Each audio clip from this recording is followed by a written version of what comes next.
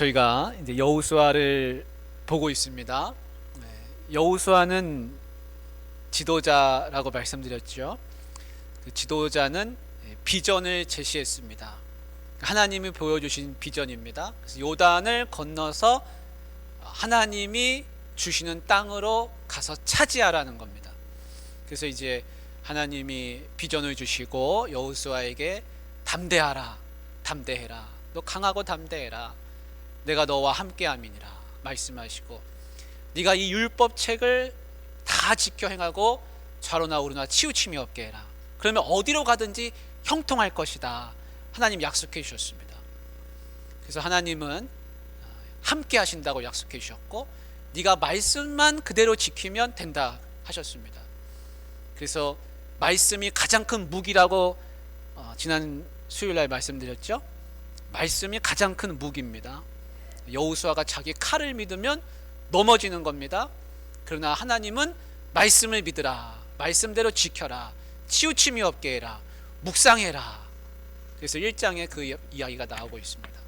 그래서 여호수아의 가장 큰 무기는 말씀, 가장 큰 적은 말씀을 잊어버리게 하는 망각, 거만함, 교만함, 그겁니다.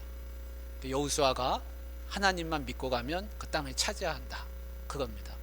그래서 여호수아가 힘을 얻고 진중에 두루 다니면서 백성들에게 우리가 이 요단을 건너서 땅을 차지하러 갈 것이다, 양식을 준비해라, 그렇게 이야기했습니다. 그리고 므낫세 반지파, 르우벤 지파, 갓 지파에게 너희가 결정해라. 너희에게 이 땅을 주기로 했는데, 요단 동편 땅이죠. 요단 동편 땅을 모세가 주기로 했는데 너희가 이미 땅을 받았다고 해서 가만히 머물러 있으면 안 된다. 너희 어떻게 할 거냐? 그래서 그들이 약속했습니다. 우리에게 땅을 그대로 약속대로 주면 우리가 요단을 건널 때에는 선두에 서서 싸우겠습니다. 그래서 그들이 선두에 섰습니다. 그러면서 그들이 하는 말이 여호수아에게 있었습니다. 모세에게 순종한 것 같이 우리가 당신에게 순종하리이다. 그래서 여호수아는 선두에 서는 그 세 지파의 지지를 확실하게 얻었습니다. 여러분, 지도자는 지지를 얻어야 됩니다. 그리고 여호수아가 그 세 지파를 설득한 것처럼 설득해야 됩니다. 강요해도 안 되고 명령해도 안 됩니다. 설득해서 너희들이 앞서 나가라. 그래서 그 세 지파가 나가는 겁니다. 지도자는 하나님이 주신 비전을 가지고 땅을 차지하러 가면서 사람들을 설득해서 함께 가는 사람입니다. 여러분들이 계신 곳이 가정이든 학교든 일터든 교회든 어디든지 마찬가지입니다. 이 여호수아의 방법대로 따라가면 반드시 그 비전이 이루어지는 줄 믿습니다. 다른 사람들이 보기에는 안 된다, 어렵다 하는 것도요, 하나님이 주신 비전을 가지고 가는 사람은 그 비전을 그대로 이뤄가는 겁니다. 지난번에 말씀드렸죠. 성공하는 사람과 성공하지 못하는 사람의 차이는 이런 겁니다. 성공하는 사람은 하나님이 주신 비전을 향해서 나아가되 그 목표를 바꾸지 아니하고 나아가는 겁니다. 방향은 바뀔 수 있습니다. 그러나 성공하지 못하는 사람은 장애가 생기고 어려울 때마다 목표를 바꾸는 사람이에요. 그래서 이쪽으로 가다가 이 목표를 세웠다가 조금 어려우면 또 다른 목표를 세우고, 그렇게 해서 결국에는 그 비전을 이뤄내지를 못합니다. 여호수아는 하나님이 주신 비전을 가지고 가는 그런 사람이었습니다. 오늘 말씀에 보면은 이제 여호수아가 두 사람을 뽑아서 정탐꾼으로 보내는 이야기가 있습니다. 이 이야기가 참 재미있죠. 어떤 분은 이렇게 질문하실 수가 있습니다. 아니, 하나님이 가라 하셨고 뭐 함께 하신다고 했고 뭐 다 약속하셨는데 정탐꾼은 왜 보냅니까? 이렇게 생각하실 분도 있을지 모르겠습니다. 하나님이 약속하셨고 하나님이 비전 주시고 다 하더라도요, 여호수아처럼 정탐꾼을 또 보내는 겁니다. 아니, 하나님이 주신다고 약속했으면 그럼 된 거지, 백성들 끌고 가면 되지, 정탐꾼을 왜 보냅니까? 여호수아는 지혜가 있는 사람입니다. 그래서 적진이 어떤 상황인지 그들이 어떤 모습으로 있는지, 그들이 지금 문을 닫고 여리고성을 지키고 있는데 어떤 상황인지 알아보기 위해서 또 정탐꾼을 보내는 겁니다. 근데 그 정탐꾼이 성공했습니까, 여러분? 성공했으면 제가 여쭤보고 싶어요. 여호수아가 분명히 이야기했습니다. 1절에 보십시오. 눈의 아들 여호수아가 시딤에서 두 사람을 정탐꾼으로 보내매 이르되 가서 그 땅과 여리고를 엿보라 그랬습니다. 엿보라. 이 말의 본뜻은 뭐냐면 들키지 말고 조용히 탐색하고 오라는 겁니다. 그래서 작전을 세우려고 하는 거겠죠. 근데 그 2절부터 이어지는 이야기를 보면은 이 정탐꾼들이 약간 부족한 힘이 있었던 것 같습니다. 왜냐하면 들켰습니다. 그래서 기생 라합의 집에 숨어 들어가긴 했는데 이미 정탐꾼이 숨어 들어왔다는 사실이 여리고 왕 귀에까지 들어간 겁니다. 그래서 여리고 왕이 사람을 보내서 기생 라합의 집으로 그들을 잡으러 오지 않습니까? 그러니까 사실은 작전이 실패했습니다. 정확하게 이야기한다면 정탐꾼이 조용히 들어갔다가 조용히 나와야 되는데 들어갔다 들켜버린 겁니다. 쫓기는 신세가 나중에 됩니다. 여러분, 하나님의 일을 하다 보면 모든 것이 다 내가 계획한 대로 되느냐? 그렇지 않습니다. 그래서 어떤 사람들은 하다 보면 이게 하나님이 하신 일 같은데 자꾸 하다가 어려움이 생긴단 말이에요. 그러면 포기해 버립니다. 이거는 안 되겠네. 그러나 하나님의 인도함을 받을 때는 어려움이 생겨도 또 기도하면서 가는 겁니다. 이 두 정탐꾼이 무슨 부족함이 있었는지 모르지만 그들이 가서 그만 그 정체가 다 탄로 났습니다. 그래서 기생 라합의 집에 들어갔다가 나중에 쫓기면서 도망 나오게 됩니다. 그 이야기를 오늘 같이 보는데요. 여리고 왕이 사람을 보내서 그 라합의 집에 이제 사람을 보냅니다. 끌어내라. 너희 집에 숨어 들어간 그 이스라엘 백성. 그들은 정탐하러 왔다. 끌어내라는 겁니다. 그런데 그 라합이 아주 용기 있는 여인이었습니다.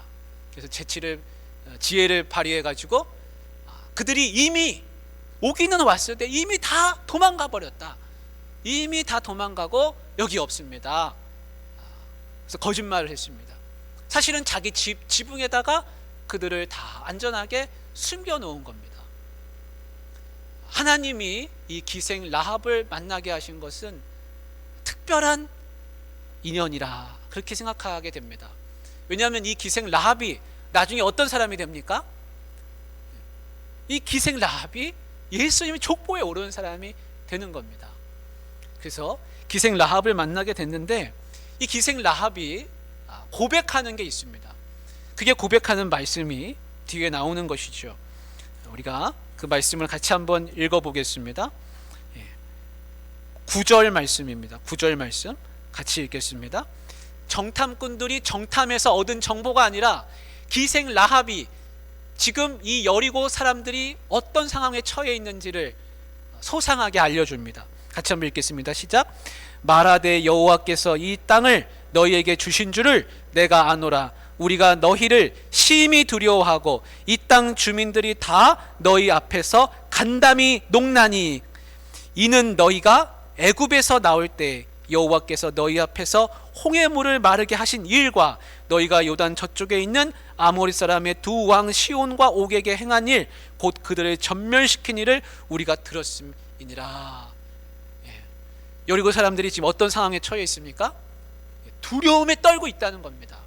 이미 이스라엘 백성이 어떻게 어디서부터 나왔고 어떤 과정을 거쳐서 요단 동편에 이르게 됐는지, 요단 건너서 지금 저쪽에 이르고 있는지를 여리고 사람들이 다 알고 있더라는 겁니다. 하나님이 이 부족한 두 정탐꾼에게 기생 라합을 통해서 모든 정보를 다 주십니다. 여기 있는 사람들은 다 두려움에 떨고 있고 너희들이 여기를 쳐들어올 것이라는 것 다 알고 있고 너희들이 얼마나 대단한 족속인지를 우리가 들어서 지금 간담이 녹아내려서 그렇게 있다라는 이야기를 하는 겁니다. 여러분, 두 정탐꾼은 부족했으나 하나님은 그 부족한 두 정탐꾼을 들어 사용하시는데 기생 라합이라고 하는 비천한 여인을 통해서 모든 정보를 다 주시는 겁니다. 나는 부족할 수 있습니다. 나는 실패할 수 있습니다. 이 두 정탐꾼은 사실 한 게 아무것도 없습니다. 들어가서 기생 라합의 집에 숨어 있다가 사람들이 쫓아 잡으러 오는 것 때문에 그 기생 라합이 숨겼다가 창문으로 밧줄 달아내고 그리고 도망 나온 것밖에 없습니다. 실패했습니다. 그러나 실패한 것 같으나 하나님은 일하고 계시다는 것을 이 기생 라합의 사건을 통해서 볼 수 있는 겁니다. 나는 실패할 수 있어요. 나는 부족한 정탐꾼일 수 있습니다. 그러나 그 이면에서 일하시는 하나님을 보시기를 바랍니다. 나는 우둔하고 미련하고 그럴 수 있습니다. 그렇다고 해서 일이 엎어지는 게 아닙니다. 어그러지는 게 아닙니다. 여러분, 봉사하시다 보면 조금 잘못하실 수도 있어요. 그러나 그걸로 낙심하고 실망하면 안 됩니다. 내가 여기 이 자리를 지키고 있는 것만으로도 하나님은 배후에서 일하신다는 겁니다. 내가 모든 걸 다 할 수 있으면 뭐하러 하나님이 나를 세우겠습니까? 서로가 다 부족함이 있어요.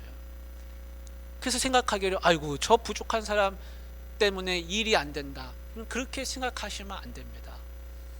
부족하나 연약하나 그 사람을 통해서 하나님은 여전히 일하고 계시다는 것을 믿어야 됩니다. 여러분, 교회가 가장 비효율적인 집단이라는 것을 여러분 아십니까? 그러나 제가 집단이라는 표현을 썼는데 세상 사람들이 보기에는 그렇다는 겁니다. 사람들이 모인 집단으로 따지자면 교회만큼 비효율적인 데가 없습니다. 왜냐하면 일을 잘하는 사람을 세우는 게 아니라 하고 싶은 사람, 기도하는 사람을 세우는 겁니다. 그 일의 전문가를 세우는 게 아닙니다. 어떤 일을 할 때 최고의 사람을 세우는 게 아닙니다. 그러나 결국에는 나중에 보면 일이 됩니다. 그거는 왜 그러냐면 하나님이 일하시기 때문에 그렇습니다. 세상의 모임들은 잘하는 사람을 뽑아서 세우는 겁니다. 그래서 효율적으로 작은 걸 투입해서 더 큰 걸 만들어내려고 하는 것이 세상의 모임이에요. 그러나 교회는 그렇게 일하는 게 아닙니다. 그런 사고방식은 버리시길 바랍니다. 부족한 사람을 세워서 그 부족한 사람이 성장하게 하는 겁니다. 부족한 사람이 그 일을 맡아서 함께 참여하도록 하는 겁니다. 잘하는 사람만 일하는 게 아니에요. 두 정탐꾼도 마찬가지입니다. 부족하나 하나님이 결국에는 일하시는 것을 우리가 보는 겁니다. 라합이 이런 고백을 합니다. 11절 말씀인데요, 여기에 라합의 신앙 고백이 들어있습니다. 우리가 이것을 같이 읽겠습니다. 11절 같이 시작. 우리가 듣자 곧 마음이 녹았고 너희로 말미암아 사람이 정신을 잃었나니 너희의 하나님 여호와는 위로는 하늘에서도 아래로는 땅에서도 하나님이시니라. 여러분, 이게 이방인 기생 라합의 입에서 나오는 신앙 고백입니다. 라합이 하나님에 대해서 알면 얼마나 알겠습니까? 하나님의 말씀을 무슨 깊이 알겠습니까? 근데 그는 고백하기를 뭐라고 고백하냐면 여호와 하나님이 위로는 하늘에서도 아래로는 땅에서도 하나님이시라. 여호와가 하나님이시라. 이 이방인의 입에서 그 고백이 나옵니다. 그래서 이 고백을 받으신 하나님께서 이 기생 라합을 어떻게 들어 사용하시냐면 그의 가족을 다 살려주시고 나중에는 그를 통해서 믿음의 조상, 믿음의 선조들이 태어나는 겁니다. 그래서 다윗의 족보에 그 위에 기생 라합이 들어있습니다. 예수님의 족보에 기생 라합이 들어 있습니다. 여러분, 기생 라합입니다. 이 여리고성에서 존귀함을 받는 사람이 아니에요. 비천한 사람이고 또 지혜가 많은 사람이라고도 할 수 없을 겁니다. 그런데 하나님은 뭘 보십니까? 그의 입술의 신앙 고백을 보는 겁니다. 그래서 히브리서에는 믿음의 조상들을 이야기할 때 기생 라합을 빼지 않고 말씀하고 있습니다. 기생 라합이 무슨 대단한 일을 한 게 아니에요. 유일하게 한 것은 그의 고백입니다. 여러분, 내가 많이 배워서 아는 게 아닙니다. 내가 많이 배워서 쓰임 받는 게 아닙니다. 내가 건강해서가 아닙니다. 내가 존귀한 사람이어서가 아니에요. 대단한 사람이어서가 아닙니다. 내 입술의 고백을 들으시고 하나님이 나를 사용하신다는 것을 믿으시길 바랍니다. 건강도 부족하고 지혜도 없고 신분으로도 비천하고 다른 사람들에게는 손가락질 당하고 그런 사람이 하나님 앞에 쓰임 받을 수 있는 유일한 비법이 하나 있는데, 그것은 뭐냐면 믿음입니다. 그의 신앙 고백입니다. 우리가 다 잃어버릴 수 있습니다. 건강도 시간 지나면 잃어버립니다. 여기서 건강 자신할 수 있는 사람은 아무도 없습니다. 저나 젊으신 분이나 다 마찬가지입니다. 시간 지나면 건강은 잃는 거예요. 돈도 잃는 거예요. 언제까지 모으고 사는 게 아니라 다 버리고 다 나중에는 가는 것입니다. 그러나 하나님이 보시는 것 딱 하나가 뭐냐면 입술의 신앙 고백입니다. 그걸 잃어버리면 다 잃어버리는 겁니다. 우리가 죽을 때까지 놓치지 말아야 할 것은 이 라합의 고백입니다. 여호와가 하나님이십니다. 우리를 살려주십시오. 내가 당신들을 선대하고 도와준 것처럼 우리의 가족들을 구원해 주십시오. 그거밖에는 할 고백이 없습니다. 사랑하는 우리 옥포중앙교회 성도님들, 이 기생 라합의 고백을 나의 고백으로 삼으실 수 있기를 간절히 바랍니다. 그래서 그 두 정탐꾼이 목숨을 걸고 그들에게 이 기생 라합에게 약속합니다. 이 여리고성을 우리가 침략하는, 정벌하는 그때에 네 집에 모여있는 그 사람은 살 것이라. 우리가 목숨을 걸고 약속하겠다. 그러니 여기다가 빨간 끈을 메어서 그 표를 해놓아라. 그렇게 했습니다. 여러분, 이 빨간 표가 무엇입니까? 바로 예수 그리스도의 피입니다.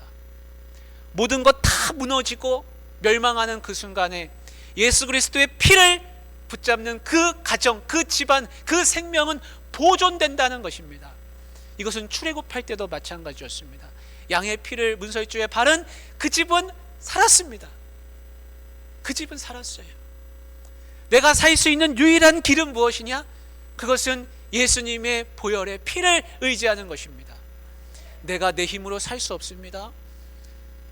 나중에 우리가 여리고성이 어떻게 무너지는지 여러분 대강은 다 아시죠? 어디는 무너지고 어디는 안 무너지고, 그걸 누가 하겠습니까? 하나님이 무너뜨리시는 여리고성입니다. 누가 살려주고 죽이고가 문제가 아닙니다. 하나님이 살리시는 겁니다. 근데 하나님께서 누구의 집만, 그것도 성벽이 무너졌다고 했는데 이 성벽 위에 살고 있는 이 기생 라합의 집은 안전했다는 겁니다. 하나님이 살리시는 겁니다. 그래서 누가 살리십니까? 내 생명을 누가 구원하십니까? 하나님이 살리시는 겁니다. 여호수아가 와서 살려주는 게 아니에요. 하나님이 이 모습, 그의 고백을 들으시고 하나님께서 이 가정을 지켜주시고 살려주셨다는 것을 우리가 알 수 있습니다. 사랑하는 우리 성도님들, 이 한마디만 하고 마치겠습니다. 기생 라합이 어떻게 그 출애굽한 백성들을 다 알고, 또 어떻게 여리고 사람들의 편이 아니라 마음을 돌이켜서 이 이스라엘 백성들의 편에 섰습니까? 내가 이 여리고 성에 있으나 이 여리고 성에 가만히 있으면 죽는다는 겁니다. 내가 내 가정을 살리고 내 자녀를 살릴 수 있는, 내가 살 수 있는 유일한 방법은 딱 하나, 그것은 이스라엘 백성들의 편에 서는 겁니다. 누구의 편에 서느냐가 중요합니다. 하나님의 편에 서는 사람은 무너지는 성읍에서도 살아나는 겁니다. 내가 어느 편에 서는가, 나는 어디에 서는 사람인가, 그걸 늘 기억해야 됩니다. 나는 세상에 사는 것 같으나 세상에 속하지 아니하였고 하나님 편에 속한 사람이라, 하늘에 속한 사람이라, 그것을 잊어버리면 안 됩니다. 여러분, 우리가 이 땅에 발붙이고 살지만 우리는 이 땅에 속한 사람이 아니라 성경은 누누이 말씀하고 있는 게 하늘에 속했다. 그래서 우리에게 고백하는 것이, 이야기하는 것이 하나님 나라가 가까이 왔다. 너희는 하나님 나라에 사는 사람이라. 그것을 말씀해 주고 있습니다. 엘리야 선지자가 갈멜산에 올라가서 바알 선지자, 아세라 선지자를 무찔고 그 백성들이 그들을 칩니다. 그 백성들이 왜 살아남았냐면 여호와 하나님 편에 섰기 때문에 그렇습니다. 여호와 하나님 편에 선 자는 다 나아오라. 여호와 편에 선 자는 언제든지 삽니다. 그러나 중요한 순간에 하나님 편에 서지 않는 사람들은 멸망할 수밖에 없습니다. 그것이 성경이 우리에게 말씀해 주시고 가르치는 겁니다. 그래서 라합의 집은 살아나는 것입니다.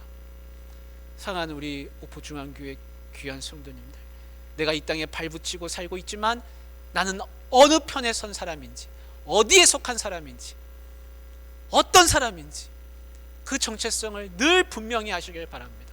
그러면 무너지는 성읍 속에서도 라합의 가정처럼 살아나는 줄 믿습니다. 기도하겠습니다.